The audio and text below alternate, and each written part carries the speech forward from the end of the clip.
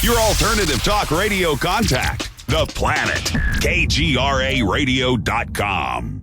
With infinite complacence, people went to and fro over the earth about their little affairs, serene in the assurance of their dominion over this small, spinning fragment of solar driftwood, which by chance or design, man has inherited out of the dark mystery of time and space.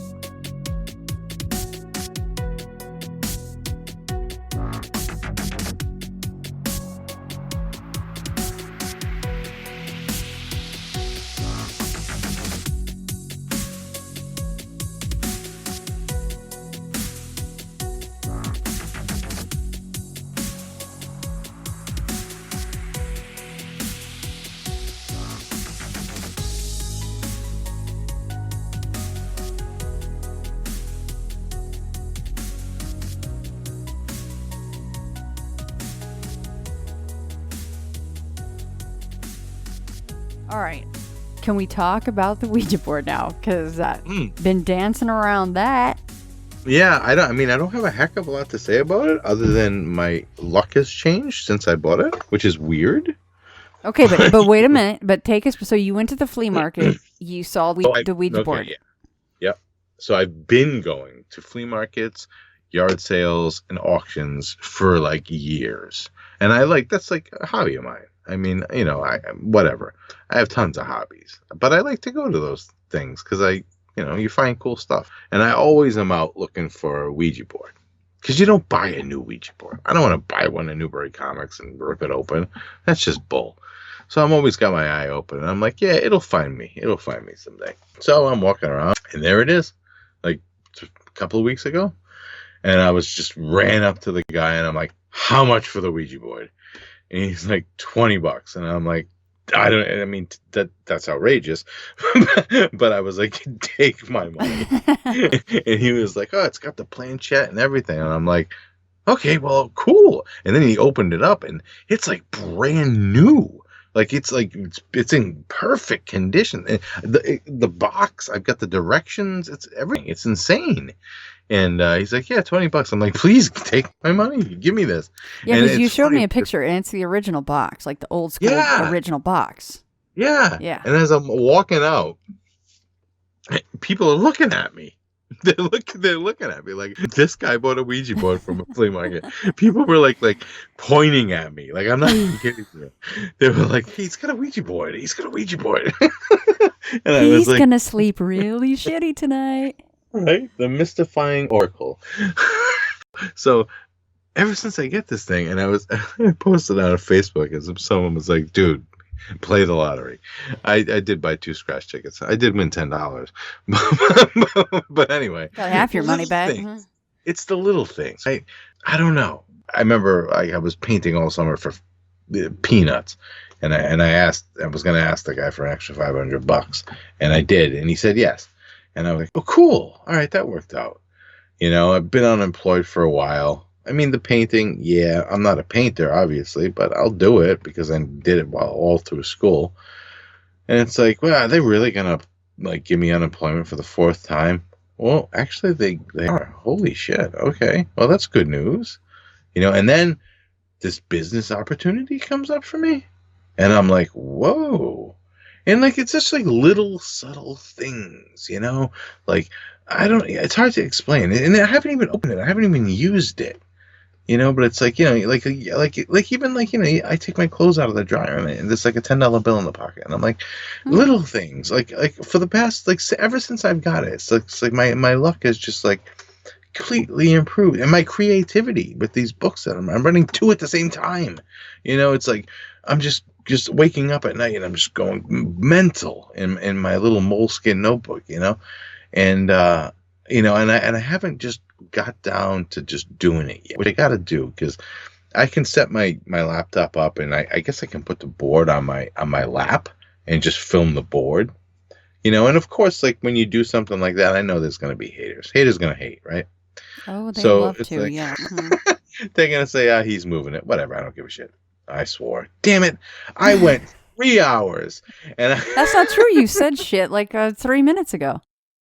Did I? See, you're just like me. Sometimes you do it so much that It's like breathing, really, sometimes. I hate it. I mean, I love to swear. Don't get me wrong. We're pirates at heart, buddy. We can't help this.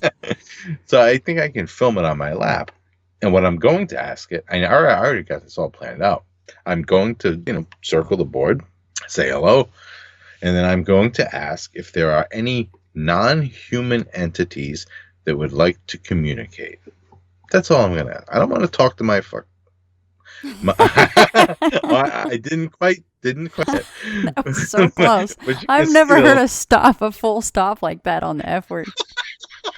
That was amazing. The longer we go, it's like the looser I get. It's like, Yep. okay. That's what I'm counting on, buddy. I'm like, I don't want to see my grandfather or grandmother. I want to see a non-human entity.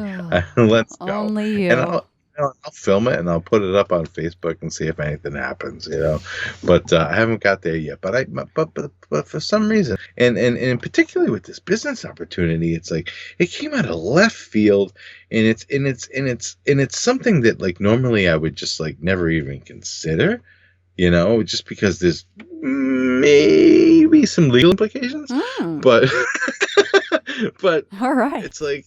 The Ouija board has consequences, right? Not everything is perfectly fine. So I'm like, okay, maybe, yeah. So I got into it a little bit, and it's like, okay, this is easy. And it's, I could make a ton of money. Okay. So there's that. And then, there's some job opportunities that popped up. And then, I don't know, I've had such shit lucks. I've had such bad luck since Anne, not Anne in right. But the possessed Anne. Yeah. And then all of a sudden, and just being, unemployed for a long time and all that stuff. And then all of a sudden things are starting to shift a little bit. I mean, and it could be because it's, it's my time of year. This is, my birthday's next week. It's all Halloween. October is my favorite holiday. I get excited about this. So it could be just that. Or it could be this Ouija board, It could be just calling me. Like, open me. You see what I'm doing, and you haven't even opened me yet. No, I thought you were monkeying around with it last night. I fell asleep. Oh. So you actually have not put your hands on the planchette? Nope. Because I want to do it at 3:30. Everyone's like, why? Just do it. I'm like, no. 3:30 is the witching hour, okay? I just want to wait. You're like, be quiet, you rookies. I have a reason for this. That's kind of exactly what I want to say. You're like, shh. Don't forget it. 3:30. It's 6:06. I shut up and go to bed. I know what I'm doing. So your plan is to live stream it then, or are you just going to record? No, I'm going to live stream it. And then it'll be up there. Whatever happens. If you see me get sucked into the wall, then that would be. Yeah, I mean, at least it would make for a really good Facebook Live. Holy crap! You've many witnesses. I mean, if I do go to Anne's, I'm gonna live that too. Just probably leave my phone on live all night. Yeah, it might be a good idea, honestly. Just in case. Yeah, I'll leave that sucker plugged in and just let her run. Just let her run. And nanny cam. Yeah. You talk in your sleep or do anything else in your sleep. If nothing else happens, then right. See if a little demon comes and sits on my chest and steals my breath. Like, oh, there's a little football guy. How cute. He's back. He'll probably be like, hey, I know this guy. What's he doing up here? How many people have you said, though, or have said to you since you got the Ouija board, like, dude, what are you doing? Like, you're already, kind of ingrained in the majority of them? Yeah. So when I posted on Facebook, I was like, oh, I can't wait to bust it out. And like most people are funny. And so I think the first post was that's how horror movies start. Mm-hmm. Dude, I found a Ouija board at a flea market. Or like that, like that's the. And I'm like, yeah, you're right. That is exactly how a horror movie would start. Where'd you get that Ouija board? Dude, I found it at a flea market. So I've been getting lots of stuff like that. And, some people are, yeah, go for it, live post it. Some people are like, stay away, so it's been a mixed bag, but I'm just going to do it. I mean, if I'm awake at 3:30. That's the tough And part, right? that's the other, yeah, and that's the other thing. If People you're are like, actually why don't you just asleep, do it? Yeah, I mean, I said that I was awake last night, but I was just busy. Don't ask me how I'm busy at 3:30 in the morning, but I am. I'm writing. It's crazy. You're I'm writing at 3:30. Yeah. Wow. I was writing and I was just like, yeah, it was just everything, you know. I have insomnia. Well, I have insomnia, so I'm, most of the night, and I sleep at weird times, and I keep odd hours. But it's just one of these times I just gotta really just be like, okay, let me grab the board and just take 10 minutes and talk to the big boys, man. Okay, if one wanted to quote unquote talk to a demon, or get as close to a demon without it possessing you, or being close to someone that's possessed, would you say that utilizing a Ouija board would be a good way to do that? To getting yourself possessed? No, just to talking to a demon.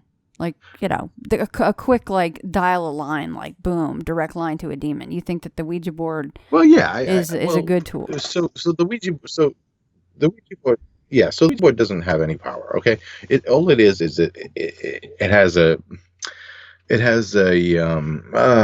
has a legacy, okay? Everyone knows what a Ouija board is, right? Everybody knows that it's like this mystical oracle. So it has like a legacy, and it has a past, and then people, they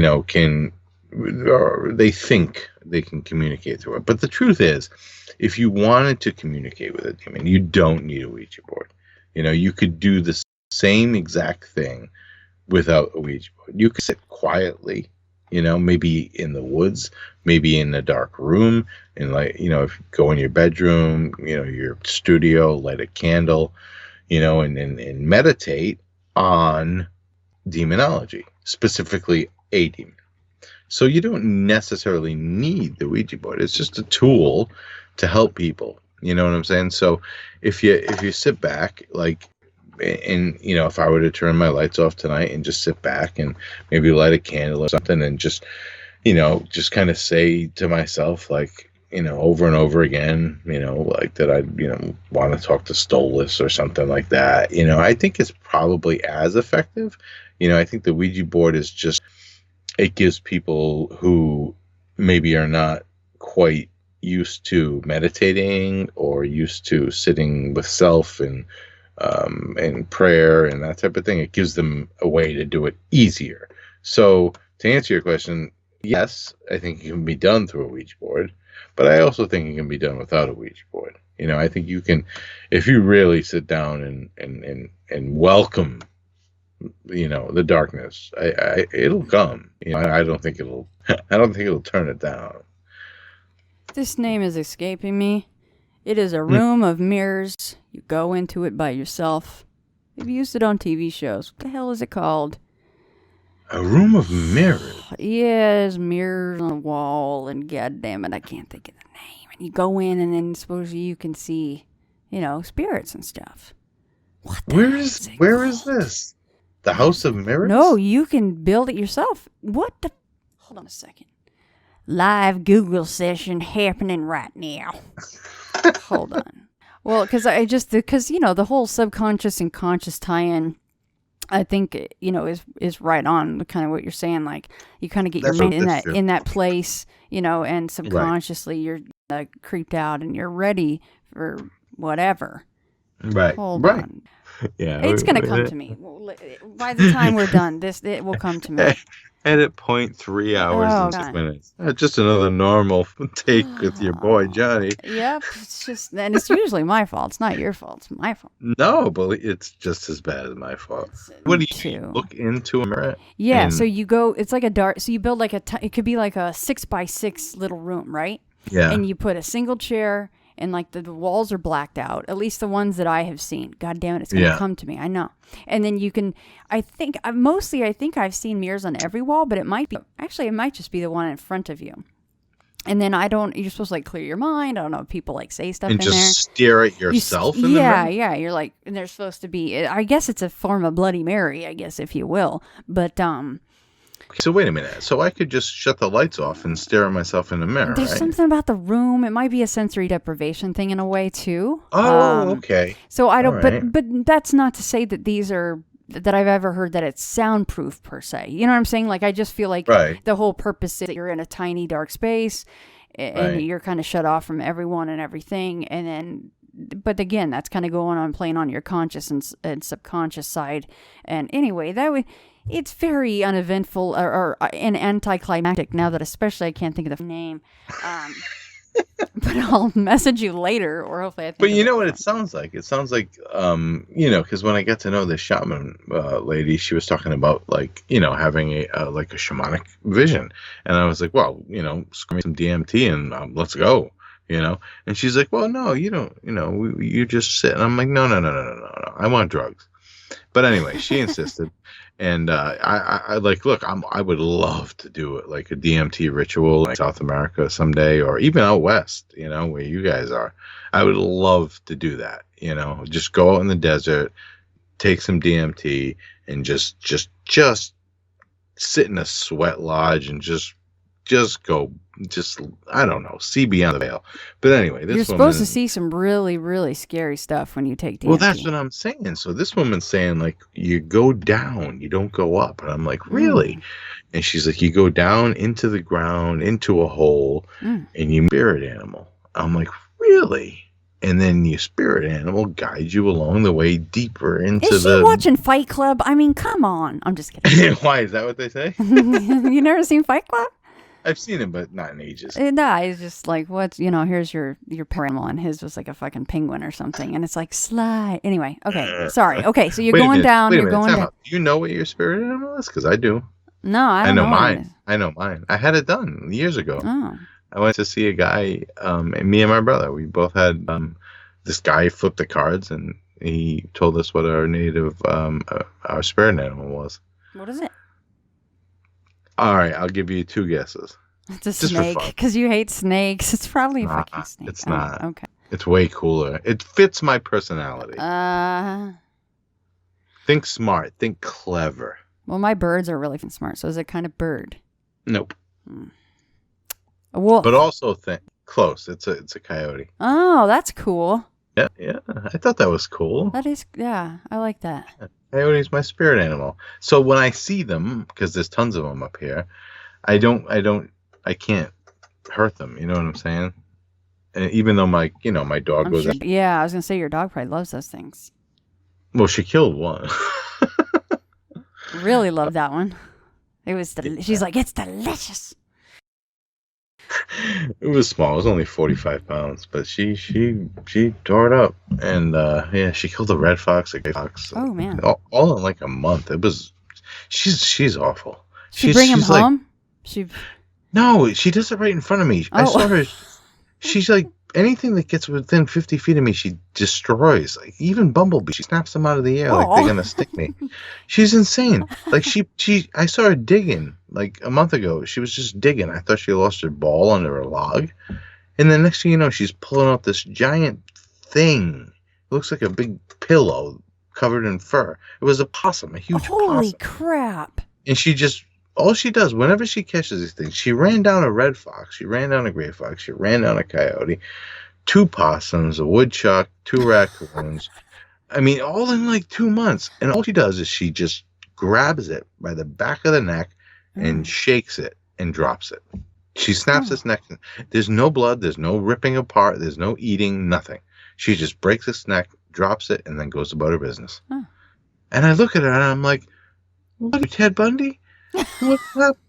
I don't need this. You're like, you don't need to protect but yeah. Thanks, but that woodchuck was running for his life. He wasn't climbing up my pant leg to eat my face. I'm pretty sure I'm okay. He has a German Shepherd, everybody, which I love those dogs so much. And oh my God, she just poked her head in the door when you said that. Oh. She knows we're talking about her. She said you have a German Shepherd, and she literally, as soon as you said that, is very strange. We've been on for 3 hours and 14 minutes, and that's when she decides to come on. That's kind of interesting. Hey girl, what you doing? Because she's smart. She's like, yes, I am a German Shepherd. What are you saying about me? And your little claws click clack. Yeah, that's what that noise was. Yeah. Yeah, she's like, what can I kill? Can I kill something, Dad? It's like, wait, there's something in here? I What's got in it. here? Who can I hear? Okay, go back. You know what else she does, which is crazy? You hear her sniffing? Yeah, yeah. You know what else she does, which is just crazy? If I'm outside, because we've been doing a lot of hiking, I lost like 120 pounds in the last 18 months. Just from hiking, like, 6, 7, 8 miles a day. And she's been going with me. She's 8 years old now. And she's in better shape than like half the 3-year-old dogs at the vet. So says the vet. And whenever I go hiking, I fall down, I trip, whatever. I come home, I'm bleeding. She licks my wounds. I took a video of it recently. I cut myself and she was just licking my wounds. And I'm like, this is interesting. She's like taking care of me like I'm one of the pack. It was crazy.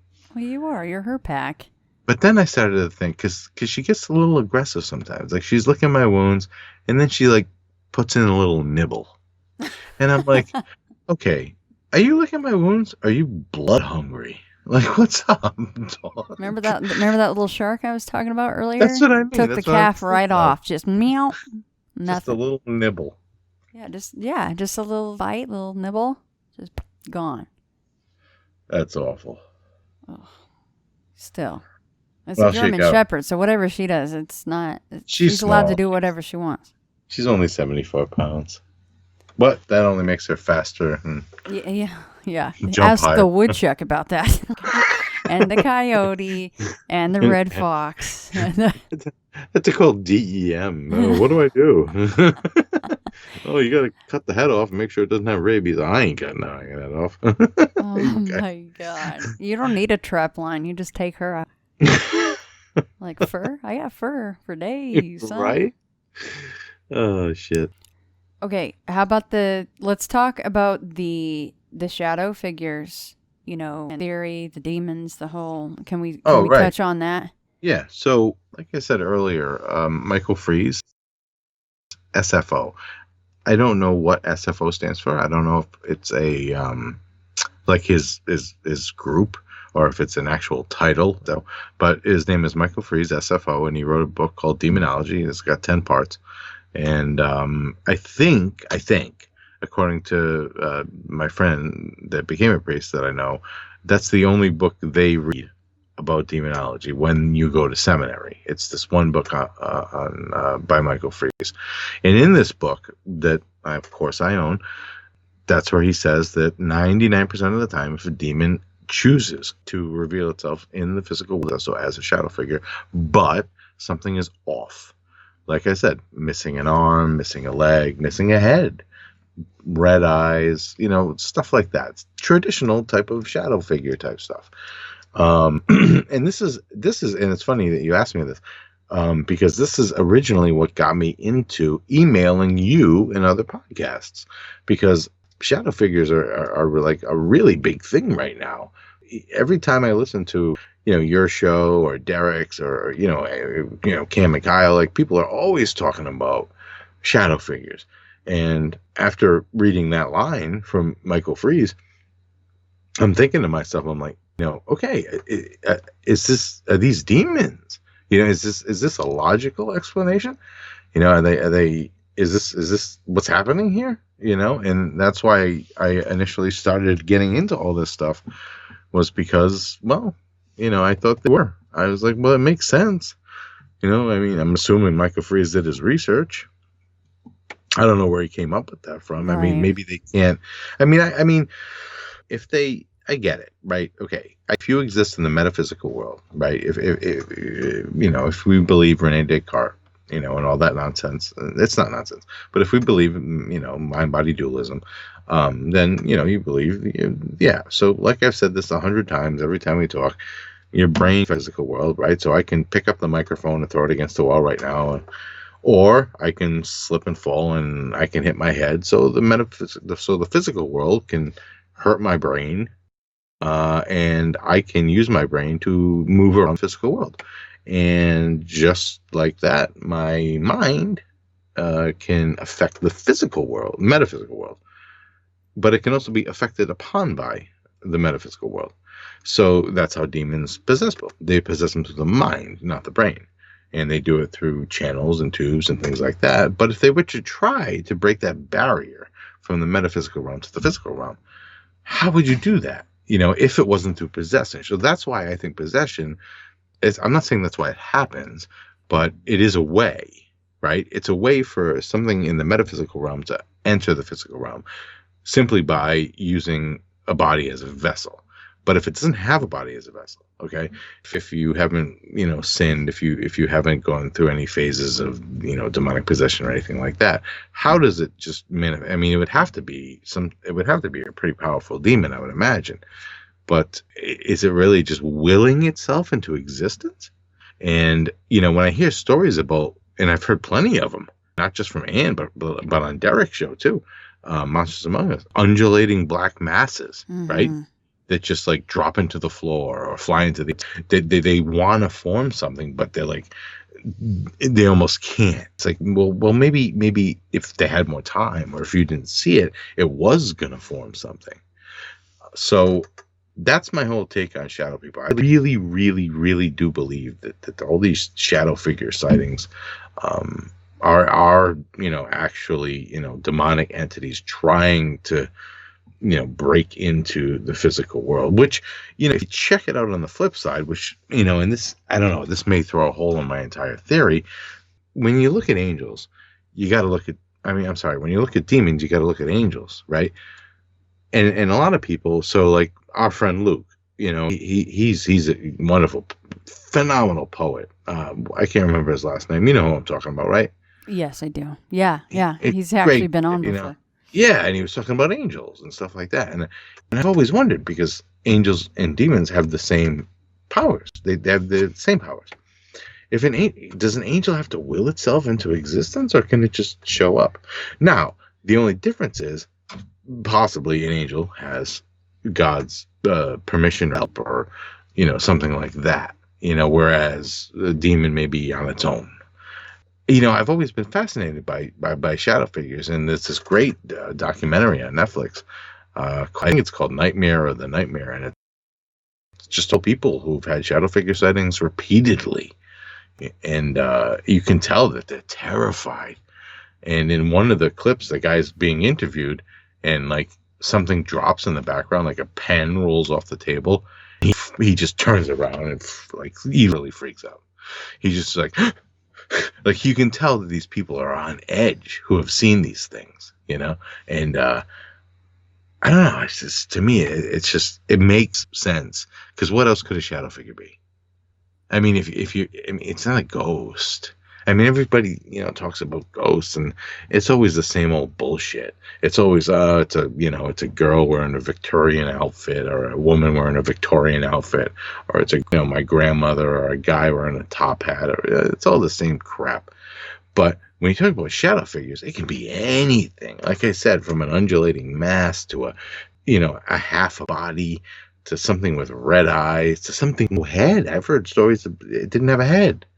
So it's that would have screwed me up. Thank God mine had heads. And you know what? That's a good point, because not once have I ever. That's right. Yeah, and I've never been drawn to call them ghosts. That's just not all I would ever put them into. Right. They're shadow figures. I don't know what else to call them, but they're not ghosts. I mean, maybe they are just what you said they are. They're just shadow figures. But what I don't understand that. Like, where do they come from? I don't, Let me run this since we're on the subject. So, Jeremy Enfinger, he did the Deviatus podcast, but now he does storage papers. And I think he's still doing storage papers. It's not. I don't think that he's really heavy in the paranormal stuff, because he had things going on in his house.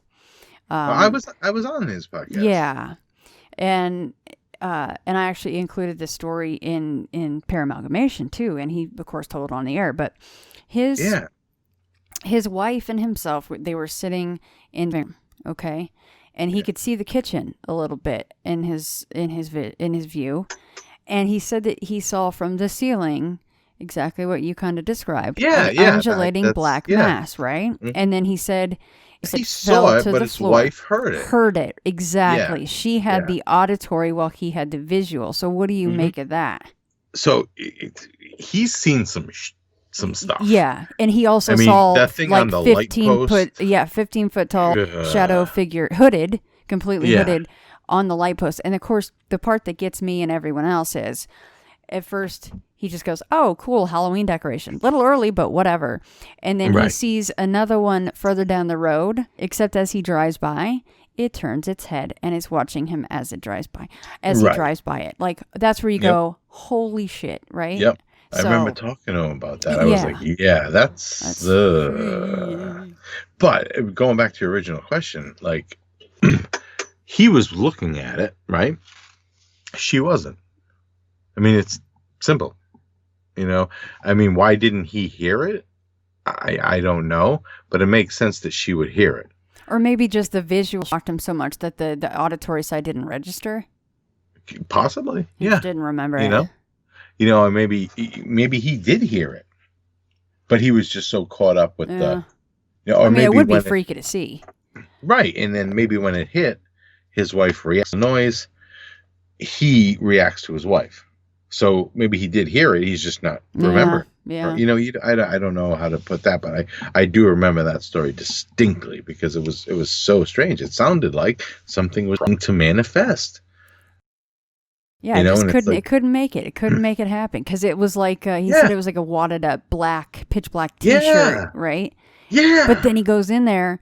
There's nothing on the floor. There's nothing. There's no sign of anything coming from the ceiling. I mean, what the hell? Right. That's what I mean. It's almost like random. That's when you go, good try, buddy, but maybe you need a little bit more energy before you try that again, huh? Practice. You need to go back to school, buddy. Go back to demon school. I mean, isn't that what you would make of that? As a demonologist. Yeah, that's exactly what I would make of that. I mean, I would imagine if something is going to manifest itself in the physical realm, it's got to be a process of some sort. It's just snap into existence.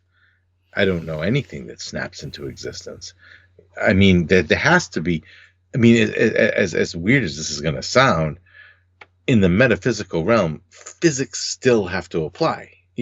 Things don't. I mean, look, I get it. We have the CERN reactor, and we make mini black holes, and we can make things disappear and reappear, and that's terrifying to me because I think someday they're going to create a sun and it's going to swallow us all. But if you have something like that, and with all the stuff that he's seen, with all the other stuff that he saw, like, it makes perfect sense to me.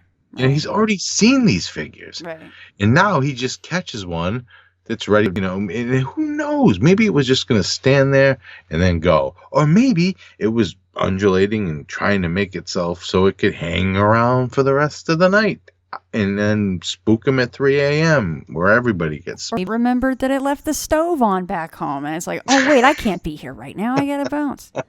There's no stoves in hell. It's just hot.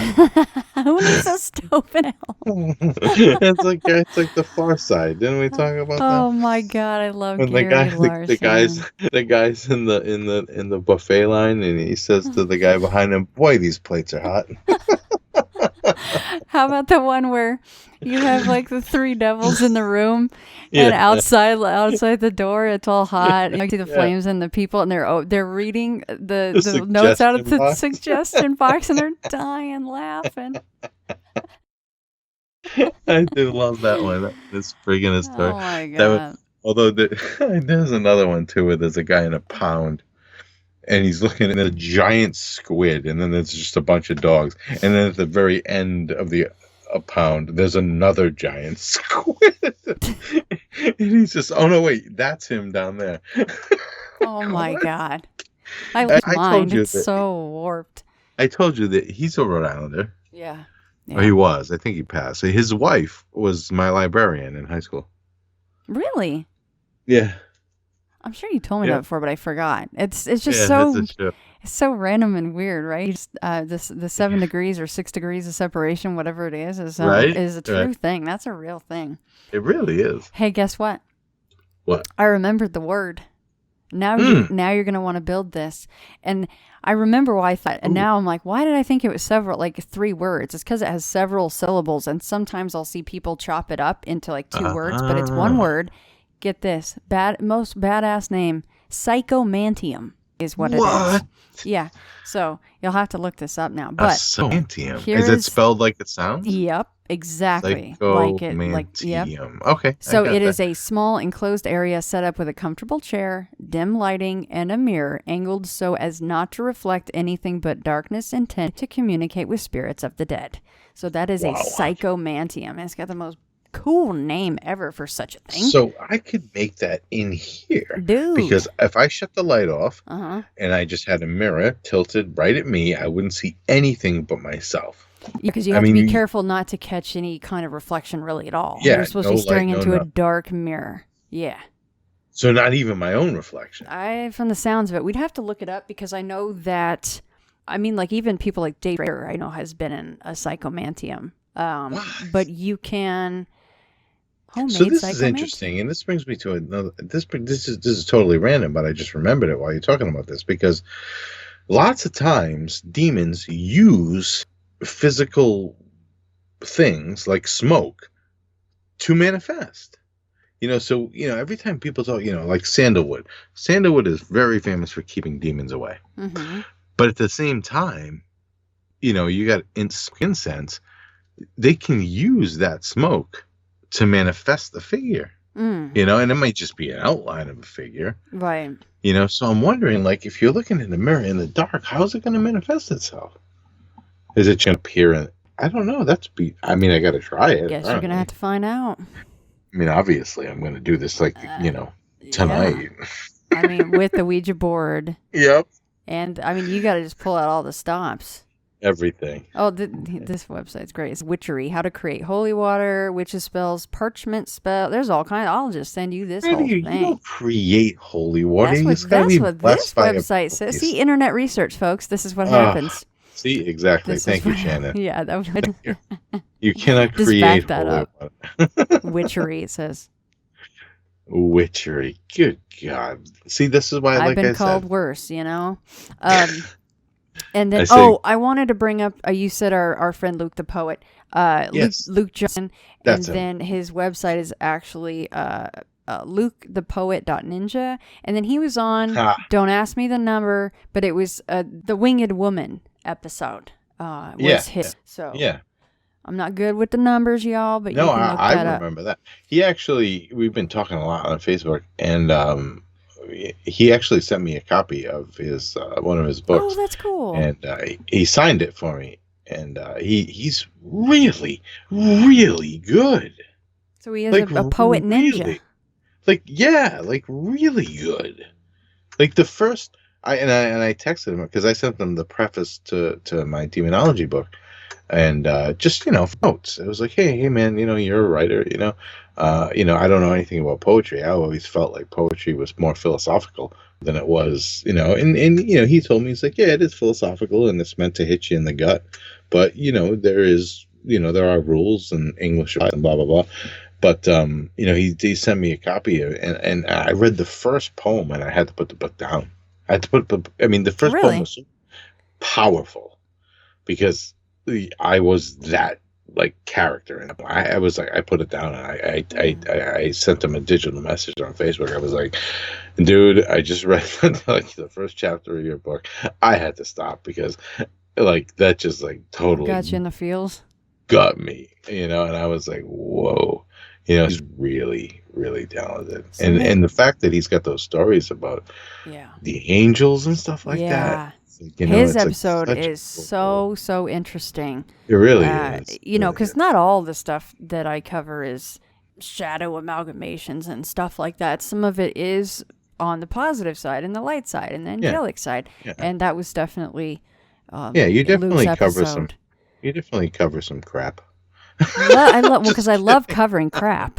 Just as much. Oh, you're calling the light side crap? No, yeah, I know, right? We don't like that around here. We like to stay in the dark. Us folk like the dark. I want to stay in the dark, y'all. In the psychomanteum. I'm gonna be like obsessing about that. That's awesome. Well, I wanna help build it or figure out the logistics of a mirror that won't catch a reflection somehow. Well, you know, it's funny because I immediately know that I can build it because my mom's a hairdresser before she became, a licensed clinical social worker. So I actually have in my house giant hairdressing mirrors. That's perfect. Like those ones that are 6 feet long by 4 feet tall. Yep. And I'm like, I'm just going to take one of those off the wall and I'm going to put it right in front of me. And then I'm going to lock myself in this closet and turn off the light. See, it doesn't say, well, we'd have to read more on it, but I don't know if you have to be, facing it with like the mirror tilted a certain direction up or down or to the side, or if you could just be sitting to the side of it. Right? I mean, unless you're just looking into the mirror, right? Mm-hmm. And then whatever's going to manifest in the mirror. I mean, I can see that, but I would like to maybe light a candle and a little bit of incense, get some smoke going, so whatever's in the mirror can maybe reach out. It can use that, right? Yes. I mean, I don't see why you couldn't just edit the classic Psychomanteum blueprint per se and make it work for you, especially since you kind of know some of the tricks of the trade. I mean, I would keep the ash out of there and the holy water because you'd be scaring fools off. Yeah. But, well, that's funny because someone asked me that when I got the Ouija board, and I was like, no, I'm not touching this thing with the ash or holy water ever. Because I don't want to get rid of any negative. I want to see the negative juju. Like, I bought it for a reason. I'm going to ruin the reason? Look, if I'm messing with it and it says, whatever, and it just bursts into flames, okay, I'll take out the holy water. but unless that happens, no. Then the question is, if it bursts into flames, can you then take that ash for a reason, right? Like a bad ash? Like, are we talking like Army of Darkness here? Yeah. Good ash? Bad Legion ash? Yeah. That would be something. Actually. Bad ash. You're a bad ash. You're a bad ash. I mean, that would be something. I got like ashes of palm in one vial, and I've got ashes of Ouija in another bottle. What do you want to play today, kids? Which one do you want? You want to do a little Russian roulette? It's spiritual Russian roulette. Like, guns, please. B, I got you. This is the real way to play Russian roulette.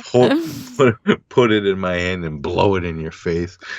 Just immediately turn into a zombie. Can you imagine? Like, Ash what's that of movie? Ouija. That movie.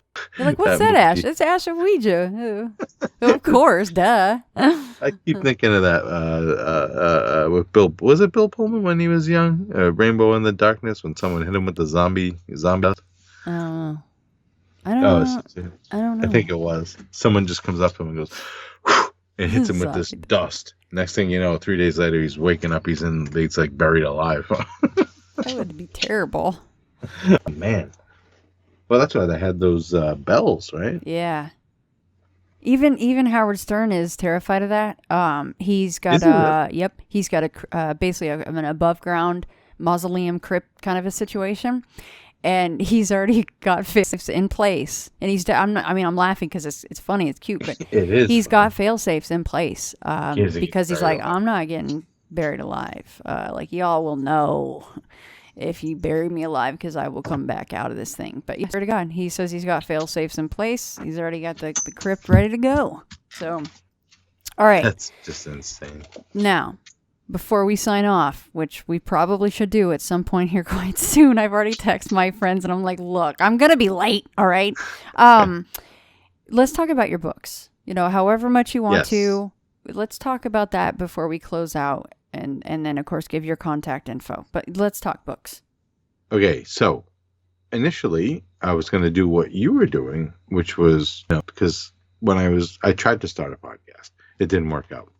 But nonetheless, I got a lot of emails from people who had or thought they had demonic experiences. And I thought I would compile those into one book, and I would literally take the email, put it in the book, and then put my take after the story. Say, okay, this is what I think of this.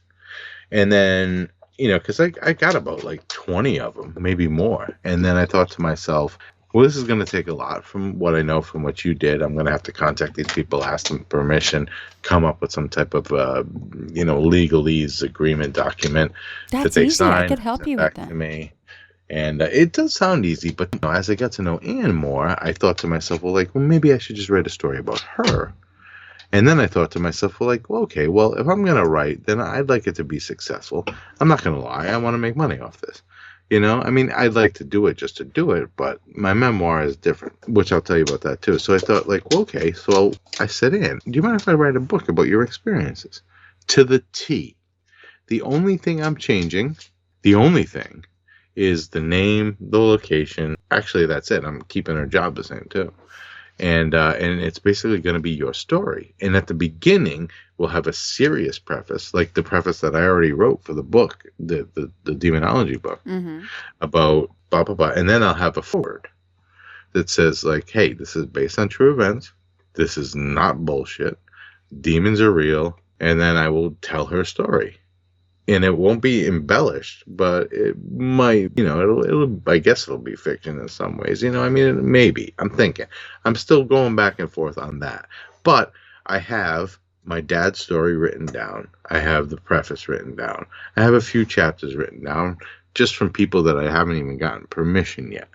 Just took their emails and I wrote a take. So that book could potentially be done in 2 months.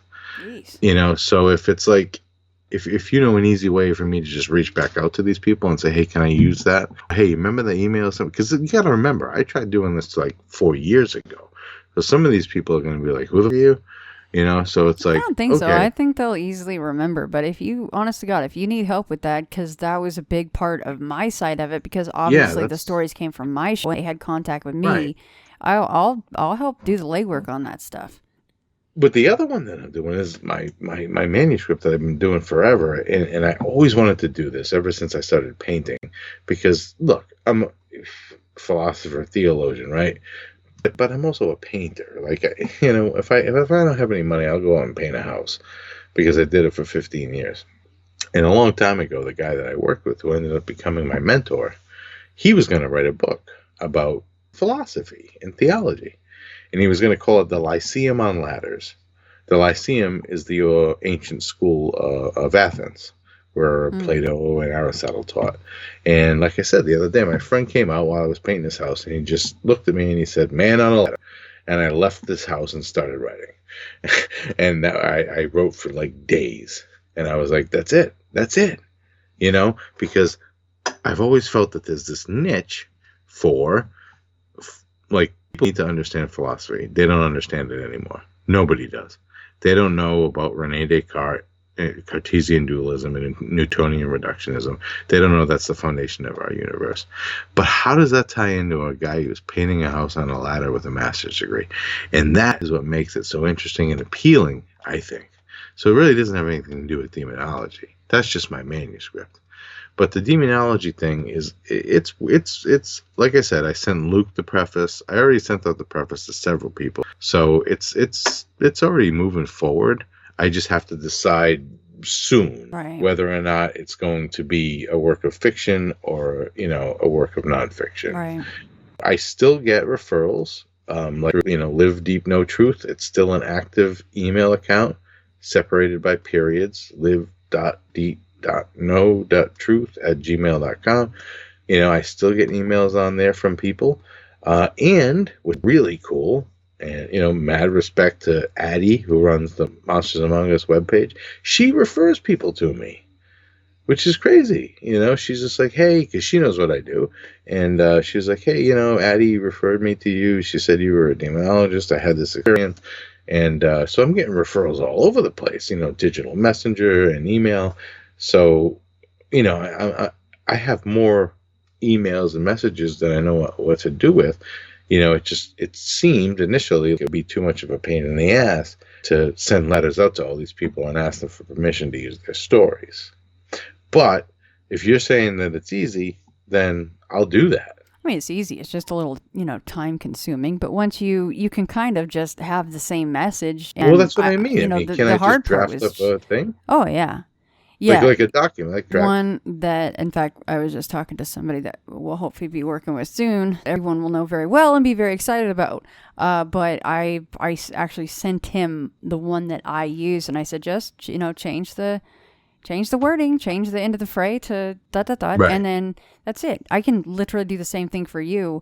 And then, if you had a few people that if you had like a handful of emails or something, even I could help reach out to people. It's just time consuming. And then sometimes you just won't hear back, or Right. you'll get a no. And that's But the worst that's going to happen.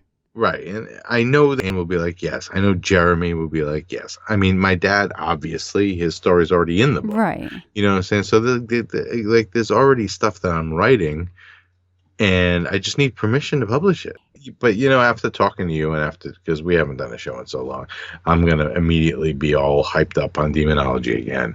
And I'm probably going to start hitting it hard, and, I mean, like, I have several friends that are lawyers, obviously, but if you have something that's already drafted where I can just change the name and I can just, email it out to these guys and say, hey, you remember that email you sent me 3 years ago? You mind if I use it in a book? And they can just either send it back saying, no, not do anything, then that's fine. Because I literally have like 24 emails and like 6 stories, between my dad and a couple of other, personal one-on-one stories. Well, and something else that would probably be advantageous to do at the same time you're sending out that email saying, hey, remember that email? And here's the release if I can use it. A good way to go fishing for more content, and especially since probably you would want to know anyway, you can be like, hey, and by the way, is there anything else going on? Have you experienced anything since this email?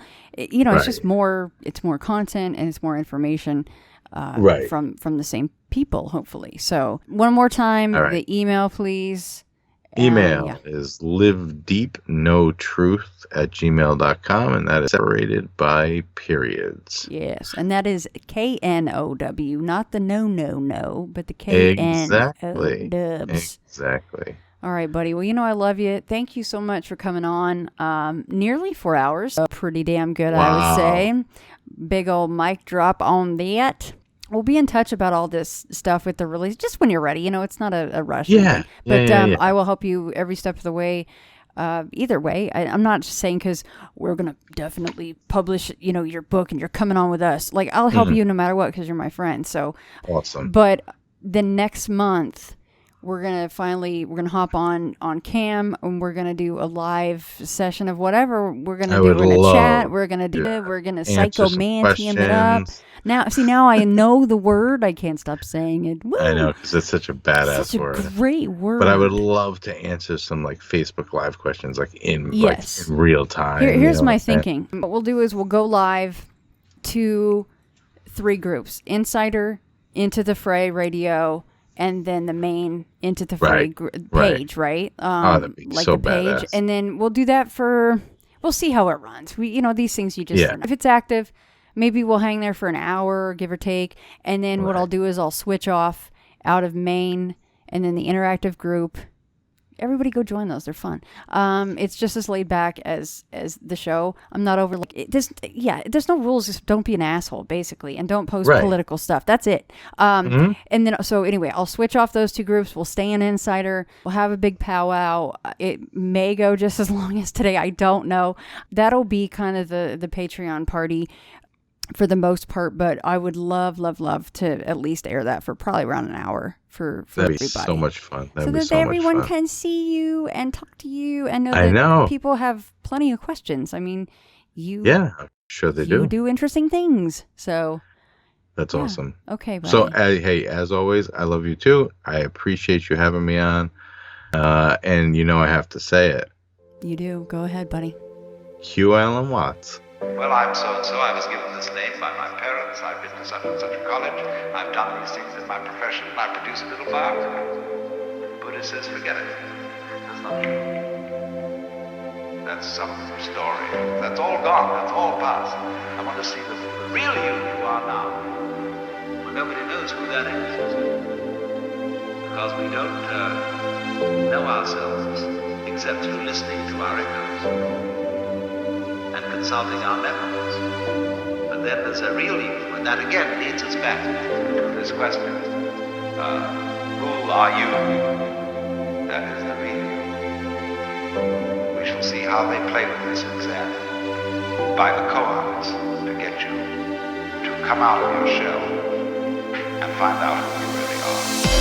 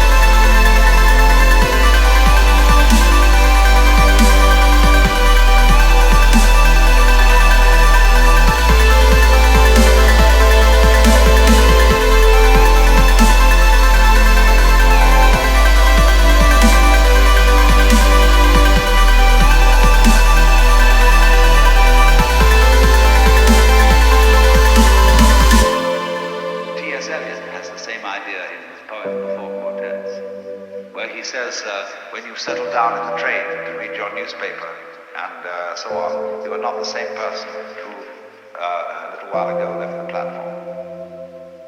If you think you are linking your moments up in a chain. And this is what binds you to the wheel of birth and death. But when you know that every moment in which you are is the only moment, this comes into Zen. A master will say to somebody, get up and walk across the room. And he comes back and he says, where are your footprints? They've gone. So where are you? Who are you? When we are asked who we are, we usually give a kind of recitation of a history.